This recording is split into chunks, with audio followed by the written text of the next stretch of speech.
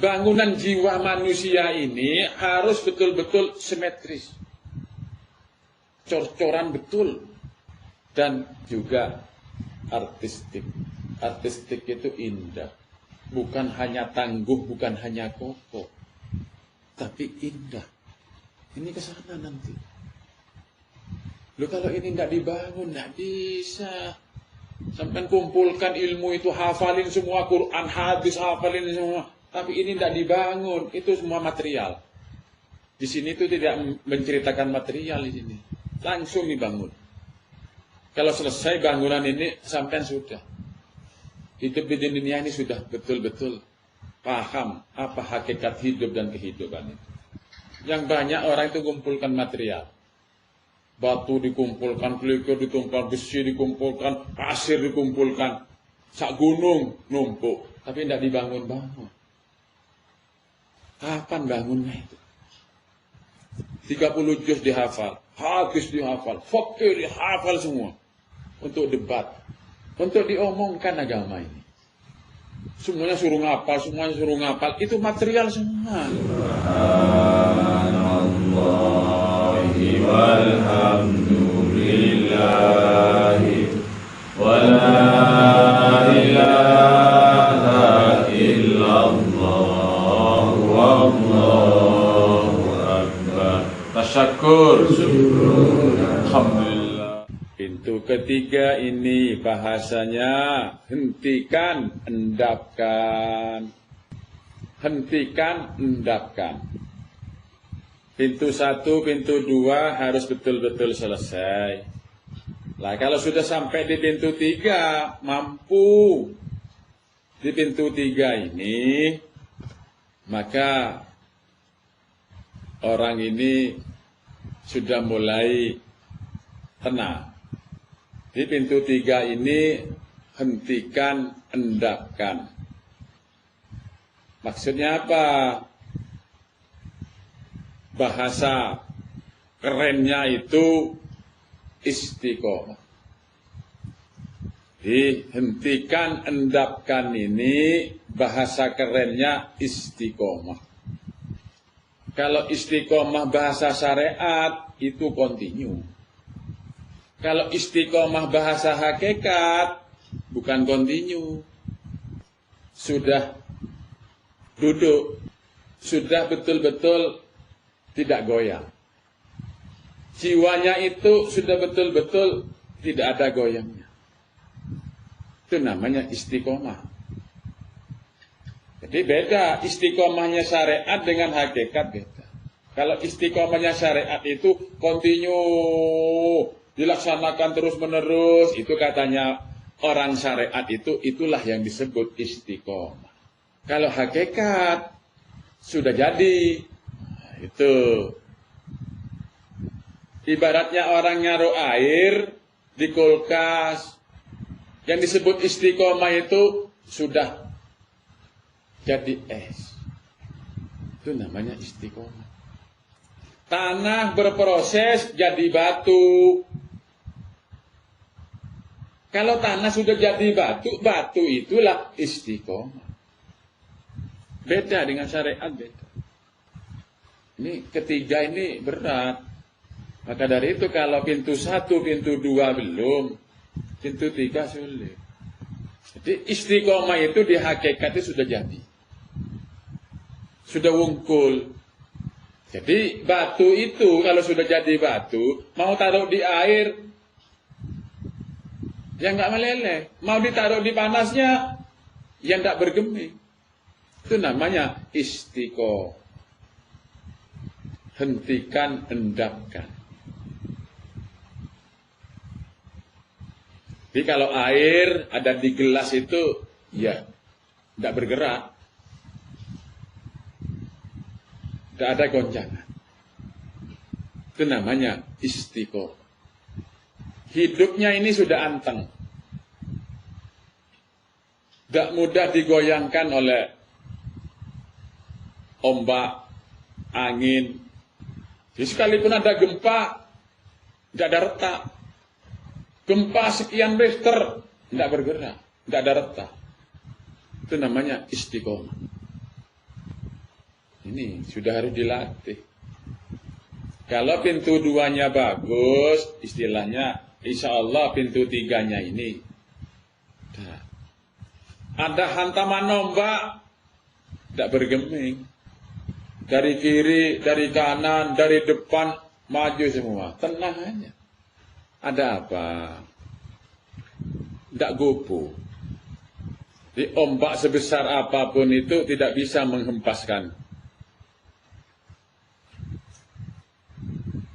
Karena sudah jadi batu karang. Ditendang kayak apa saja oleh ombak itu tidak bergeming. Itu namanya istiqomah. Ini sampai pintu 1, pintu 2, kalau sampai pintu 4 sudah jadi sebetulnya. Apalagi sampai pilar 1, pilar 2, pilar 3, pilar 4. Hidup sampai nanti tidak bingung. Akan bingung. Ombaknya kayak apa saja sampai tenang aja. Tapi bukan netral loh. Tuh, kalau netral kan cuek, itu enggak. Karena ada orang yang netral ya. Ribut begini, ada apa? Itu netral itu, cuek itu namanya. Ini enggak ada cuek. Itu merespon itu, tapi tegar. Tidak mudah goyah. Kalau di rumah tangga, suami istri itu sama-sama istiqomah, tenang itu rumah tangga. Tapi kalau sudah suaminya tidak istiqomah, istrinya tidak istiqomah, pasti goyang rumah itu. Kena sedikit ombak saja sudah. Kena sedikit gempa, 3 skala Richter sudah pecah bangunannya. Jadi nanti ini bangunan manusia ini betul-betul simetris, kokoh, tangguh, dan artistik. Bangunan jiwa manusia ini harus betul-betul simetris, cor-coran betul, dan juga artistik. Artistik itu indah, bukan hanya tangguh, bukan hanya kokoh, tapi indah. Ini ke sana nanti. Loh kalau ini tidak dibangun, tidak bisa. Sampai kumpulkan ilmu itu, hafalin semua Quran, hadis, hafalin semua. Tapi ini tidak dibangun, itu semua material. Di sini itu tidak menceritakan material di sini. Langsung dibangun.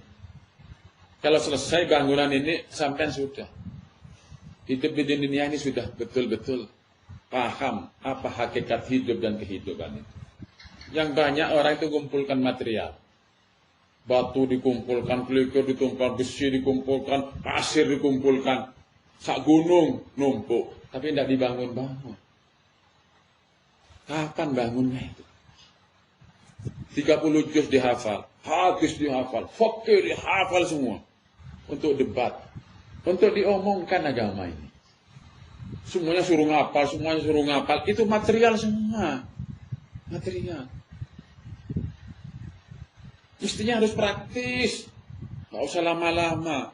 Maka dari itu, kalau di sini 1 tahun pendasi sudah selesai itu. Artinya tinggal finishing, melengkapi segala sesuatunya. Kalau tidak selesai bangunan ini, pulang di alam kubur, tidak bisa. Tidak akan menikmati nikmatnya kubur, nikmatnya alam kubur. Justru menderita karena bangunan belum selesai. Maka dari itu Al-Qur'annya Fussilat 30. A'udzu billahi minasyaitonir rajim. Innal ladzina qalu rabbunallahu tsumma istaqamu tatanazzalu alaihimul malaikatu alla takhafu wa la tahzanu wa abshiru bil jannati allati kuntum tu'adun. Innal ladzina qalu, sesungguhnya orang-orang yang mengatakan Rabbunallahu, Tuhan kami adalah Allah. Orang yang sudah menyatakan dan mengakui bahwa Tuhannya itu Allah, Rabbnya itu ada Allah. Summastaqamu, betul-betul jadi. Maka dari itu, teori tadi ini diterapkan. Kalau sudah mengatakan Rabbunallah, itu harus berangkat dari dalam dikeluarkan. Bukan berangkat dari kepala dikeluarkan, hilang. Berangkat dari dalam dikeluarkan. Diulang-ulang berangkat dari dalam dikeluarkan. Akan betul-betul jadi. Itu namanya summastaqom. Itu namanya istiqomah. Kalau istiqomah, tatanazzalul malaikat. Tandanya orang itu sudah istiqomah, tatanazzalul malaikat. Bukti istiqomah itu adalah tatanazzalul malaikatu. Malaikat turun bekerja. Kalau malaikat belum kerja, itu namanya bukan istiqomah. Kertas ini jadi kertas ini namanya istiqomah. Malaikat ini yang merangkai kertas itu. Malaikat. Itu namanya tatanazzalul malaikatu. Tembok semua jadi tembok begini, itu namanya istiqomah. Semua ada malaikat. Kalau diambilkan ibarat istiqomah itu kepada telur yang dieramin itu, kalau malaikat kerja, tatanazzalul malaikatu, 21 hari itu jadi individu. Telur ayam itu kalau dierami 21 hari, kalau tatanazzalul istiqomah maksudnya. Malaikat itu bekerja, 21 hari itu jadi anak ayam. Setelah jadi anak ayam, tetap itu bekerja malaikat itu. Jantungnya bergerak, paru-parunya semua bergerak. Itu namanya istiqomah. Jadi, saya ngambil contoh itu konkret. Sampai tidak akan bingung. Apa istiqomah itu? Ayatnya jelas. Istiqomah itu tatanazzalul malaikat. Malaikat ayam Lailatul Qadar. Aku turun dari sana. Malaikat. Jamaah sini itu tidak ada yang tidak dapat Lailatul Qadar itu. Tidak usah nyari ke masjid-masjid itu. Karena masjid aslinya sudah tahu. Ngampel itu gambarnya masjid. Iktikafnya di sana. Iktikaf di mana saja, yang penting malaikat itu turun. Tatanazzalul malaikat. Nah, kalau orang syariat istiqomah itu, min ajan ngeremen itu harus istiqomah. Begitu terusan, begitu.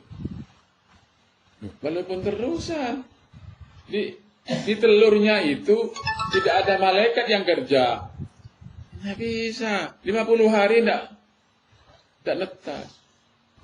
Yang dimaksud istiqomah itu, telur itu bekerja. Setiap hari malaikat itu 24 jam kerja. 2 minggu itu sudah, tulang sudah terbentuk. Bulu sudah terbentuk. Itu namanya istiqomah. Allah takhafu wa la tahzanu.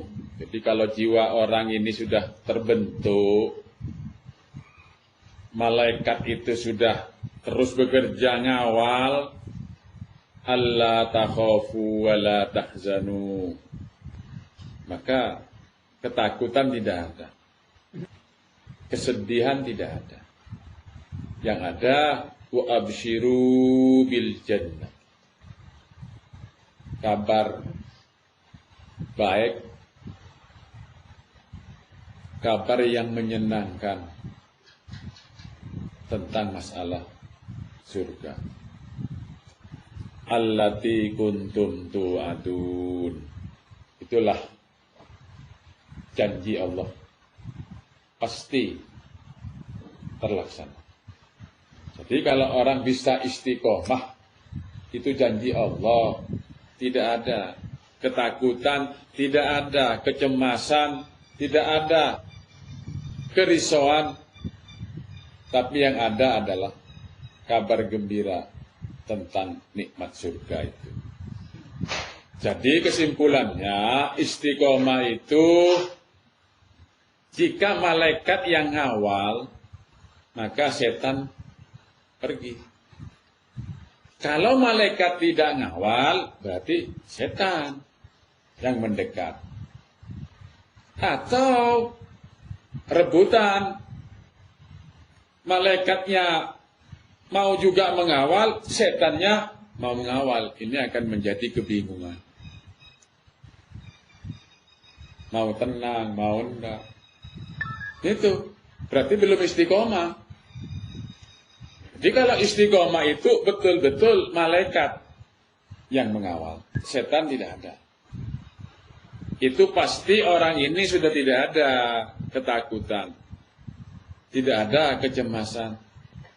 Yang ada adalah kabar gembira, kesenangan tentang masalah nikmat surga itu. Nah ini kembali kepada pintu 2, peperangan.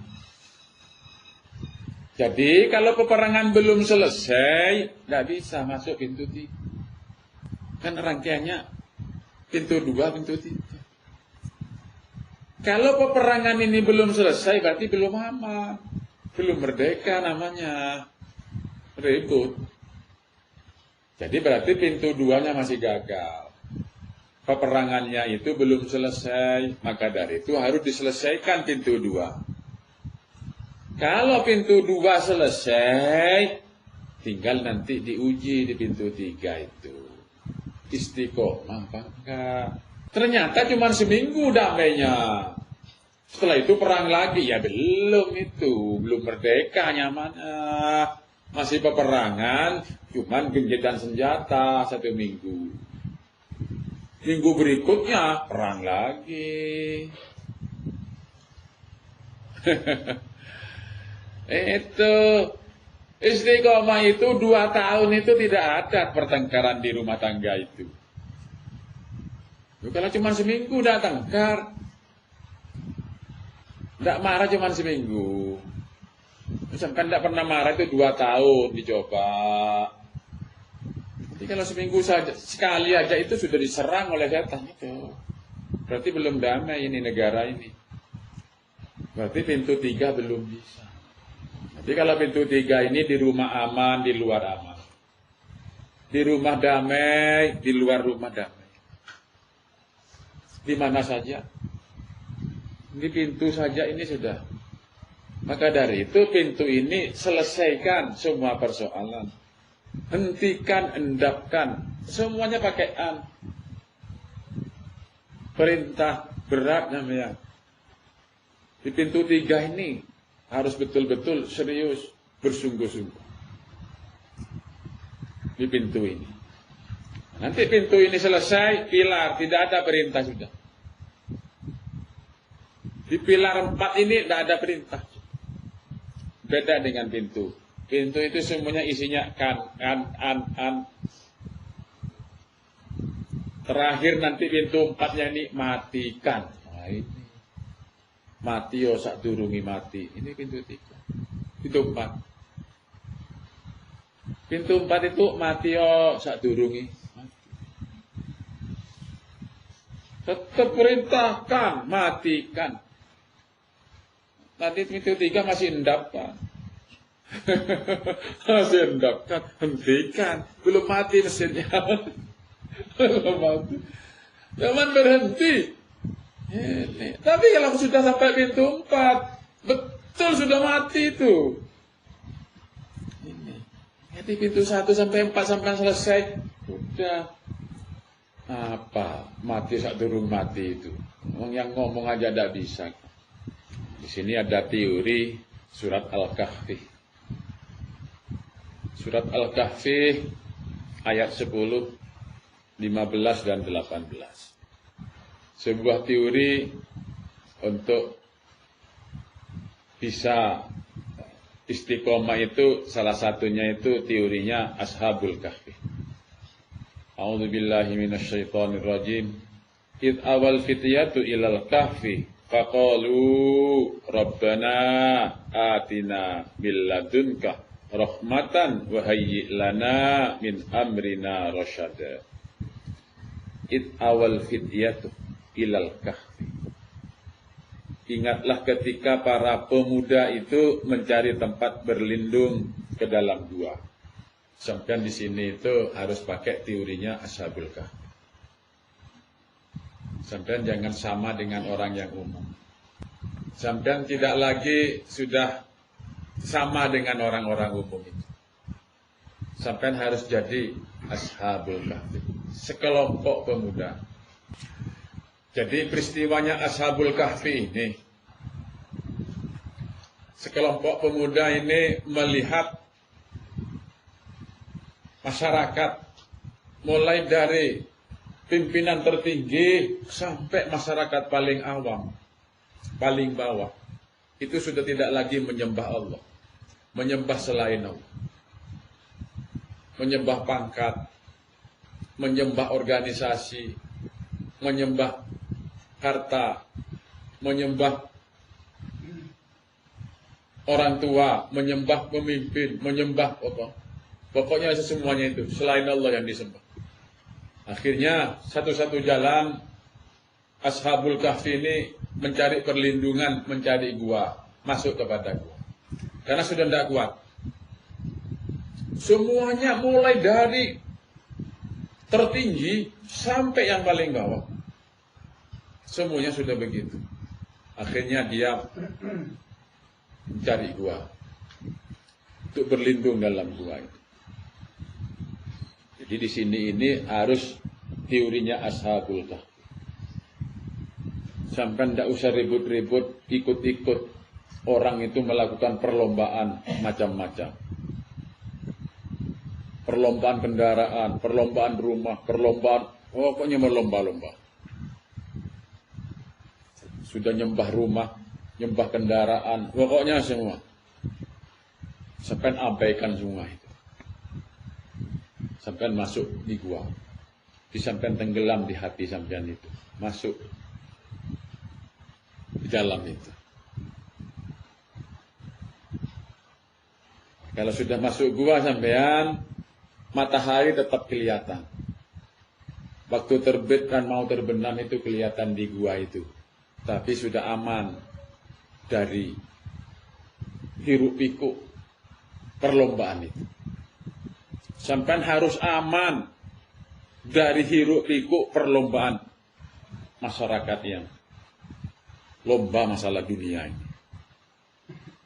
Itulah Ashabul Kahfi. Bernepah nyari gua. Bukan. Hiruk pikuk begini ini loh, sampean masuk ke dalam hati sampean. Mengamankan diri, sampean terlepas dari hiruk pikuk itu. Tidak usah terpengaruh. Id awal fityah. Fityah itu adalah pemuda. Tidak boleh tua sampai. Umur 70, 80, tidak boleh. Id awal fityah. Jiwa sampean harus tetap muda. Soal badan tua tidak bisa dicegah. Jiwa tetap muda. Jadi jiwa itu tidak boleh ikut umur, ikut badan tidak boleh. Karena di sini id awal fityah, pemuda. Tak boleh loyo. Tidak ada pemuda loyo itu. Semangat. Jadi kalimatnya ini fityah. Nah, kalau tafsir biasa itu zaman dulu ada peristiwa pemuda itu, begitu. Ya udah sampai tanya tafsirnya Quraish Shihab, sampai nanya itu dulu itu ada pemuda. Gitu. Sekelompok pemuda masuk ke gua membawa anjing. Itu cerita itu namanya dongeng. Sejarah. Loh kok Al-Quran kok sejarah? Bukan. Ya sekarang ini. Gitu loh. Fityah sekarang ini, besok fityah. Sebelum kiamat tetap berlaku ayat ini. Itulah bedanya logika hakikat dengan logika syariat. Quran ini bukan dongeng. Menerangkan Fir'aun dulu gitu. Loh, sekarang Fir'aun keleleran kok. Kok cerita dulu. Quran itu sampai hari kiamat berlaku. Loh, kalau sejarah kan dulu, sekarang belum tentu kan. Itu namanya jadi dongeng Al-Quran ini. Enggak. Awal fit, iya sekarang. Sampai tidak boleh tua. Jiwa itu tidak boleh. Kalau tubuh itu memang sudah hukumnya. Seperti alurnya gunung. Mudah di bawah. 40, 30 ada di puncak. Gitu loh. 45 terus turun. 50, 60, 70, 80. Tidak bisa jalan lagi. Dulu tak bisa jalan, tidak ada giginya. Setelah 80, tidak ada lagi giginya. Itu alur gunung kalau tubuh. Tapi kalau jiwa tidak boleh. Jiwa harus terus naik. Tidak boleh. Maka dari itu kalimatnya awal fityah. Iya. Sekarang ini loh. Sudah. Kalau lahir laki disembelih. Kalau perempuan dibiarin. Laki ini jiwa. Kalau jiwa mau tumbuh dibunuh itu.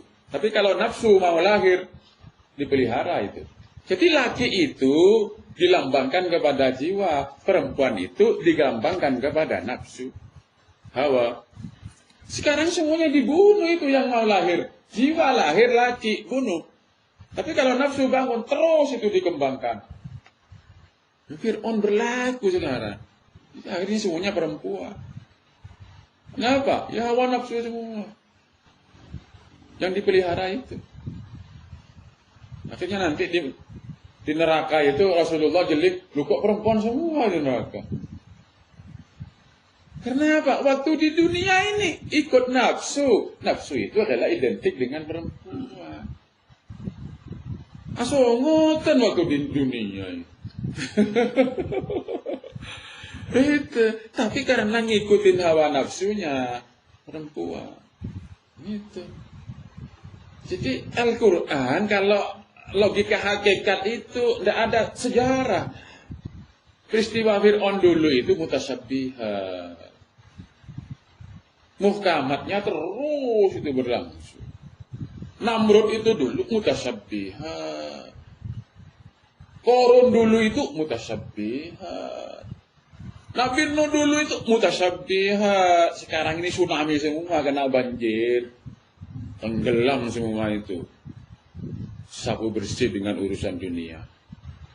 Tidak ada sejarah di Al-Quran. Ayat mutasyabihat.